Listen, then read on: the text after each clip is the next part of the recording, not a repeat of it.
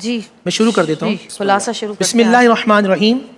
11ویں پارے میں کی ابتدا کی جا رہی ہے اہل نفاق منافقین جو ہر دور میں رہے ہیں، اور اس دور کے اندر بھی آگے اس کا تذکرہ کر رہا ہے قرآن. اور آج میں جب یہ پڑھ رہا تھا آج 11واں سپارہ تو مجھے ایسا لگ رہا تھا آج کے حالات دیکھ کر اللہ مجھ سے اور آپ سے باتیں کر رہا ہے. سبحان اللہ.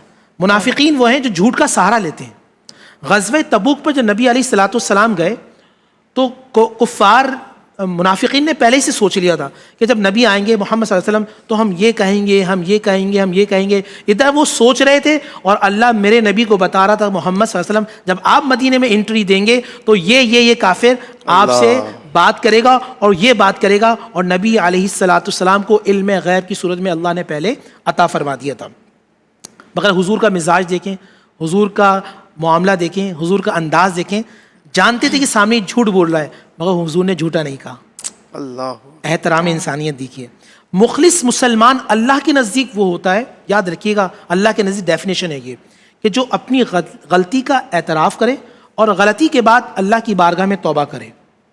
مسلمانوں کو حکم دیا جا رہا ہے کہ تم میں سے جو مالدار شخص ہے وہ زکوٰۃ دے تاکہ اللہ تمہارے مال کو پاکیزہ کرے اور تمہارے پاکیزہ مال میں اللہ ترقی عطا فرمائے.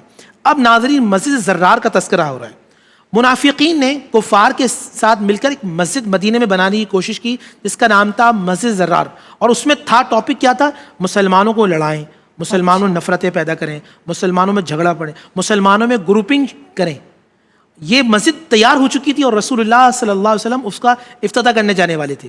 اللہ یہاں نبی السلام کو کہا گیا کہ اے حبیب یہ مسجد نہیں ہے بلکہ یہ آپ کے دشمنوں کا اڈا ہے، اسے تباہ کیجیے.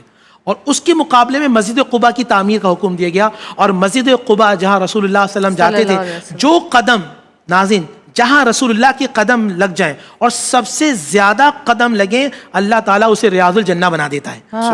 نبی علیہ الصلوۃ والسلام نے مسجد قباء میں نماز پڑھی اور اہل مدینہ سے کہا کہ دیکھو مدینے والے تم لوگ مکہ نہیں جا سکتے، جو اس مسجد میں نماز پڑھے گا اللہ اسے ایک مقبول یعنی جس کو اللہ نے قبول کر لیا اس کے برابر اللہ عمرے کا ثواب عطا فرمائے گا. سبحان اللہ. اب اہل ایمان سے اللہ میسج ڈیلیور کر رہا ہے.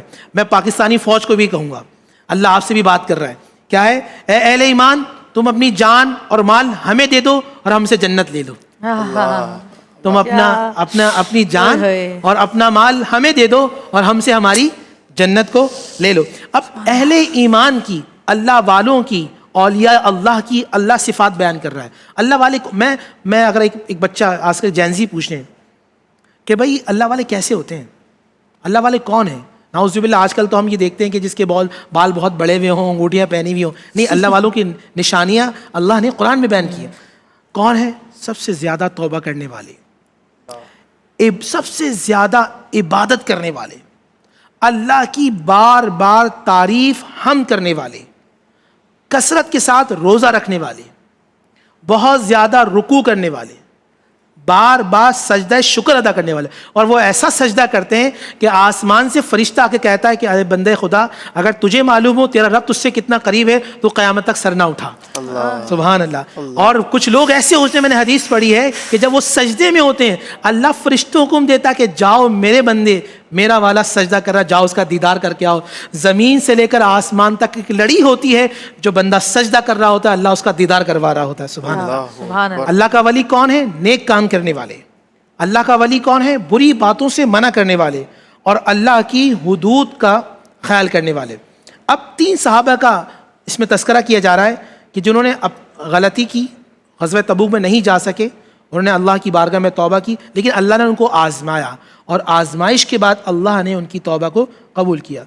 دین کے لیے کچھ لوگوں کو کھڑا ہونا ہے جو دین کی بات کریں گے، دین کو سمجھیں گے، دین کو پھیلائیں گے. یہ فرض کفایہ ہے. اگر کوئی شخص نہیں کرے گا، پوری سوسائٹی، پورا شہر اگر دین کی بات نہیں کرتا تو اللہ سبحانہ و تعالیٰ پھر وہاں عذاب کو نازل فرماتے ہیں. کچھ لوگ ایسے ہوں جو دین رسالت، اب آخر میں جو بات ہو رہی ہے لَقَدْ جَاءَكُمْ رَسُولٌ مِّنْ أَنفُسِكُمْ عَزِيزٌ عَلَيْهِ مَا عَنِتُّمْ حَرِيصٌ عَلَيْكُمْ. اب میں ترجمہ کروں گا آپ کو. حَرِيصٌ عَلَيْكُمْ بِالْمُؤْمِنِينَ رَءُوفٌ رَحِيمٌ. اس کا ترجمہ آسان الفاظ میں یہ ہے کہ تمہیں تکلیف یہاں ہوتی ہے، مصطفیٰ مدینے میں تڑپ جاتے ہیں. تمہیں پریشانی یہاں ہوتی ہے، حضور علیہ الصلوۃ والسلام کی بارگاہ میں ہمارے نامہ اعمال ہر جمعرات کے دن پیش کیے جاتے ہیں. میں نے حدیث سنی تو میرے رونگٹے کھڑے ہو گئے تھے. اگر ہم غلطی کرتے ہیں تو مصطفیٰ کہتے ہیں اللہ میرا بندہ اسے معاف کر دینا. حضور کی محبت دیکھیے. اللہ, آپ درود پاک جب بھی کہتے ہیں جمعرات کے دن کثرت کے ساتھ درود پاک پڑھتے رہیں. اب سورہ یونس شروع ہو رہی ہے. الحمدللہ قرآن کی حقانیت, نبی پاک صلی اللہ علیہ وآلہ وسلم کی رسالت اور مومنین کی شان کا تذکرہ کیا جا رہا ہے. اور اللہ بتا رہا ہے کہ سورج اور چاند کی طرف دیکھو.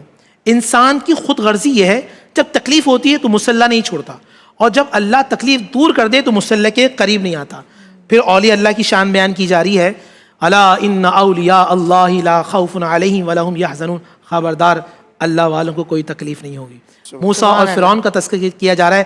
جب سارے راستے ختم ہو جائیں تو اللہ اسے کہتے ہیں جو سمندر میں سے راستہ بنا دیتا ہے. سبحان اللہ. اللہ اسے کہتے ہیں جو کنویں میں سے یوسف کو نکال کر زمانے کا بادشاہ بنا دیتا ہے. یقین کریں سورہ ہود کی ابتدائی آیت انشاءاللہ کل بیان کی جائے گی, اور کل انشاءاللہ 12واں سپارہ شروع ہوگا. انشاءاللہ. جی چھوٹی سی بریک لیں گے, بریک سے واپس آئیں گے. دیکھتے رہیے گا پیارا رمضان.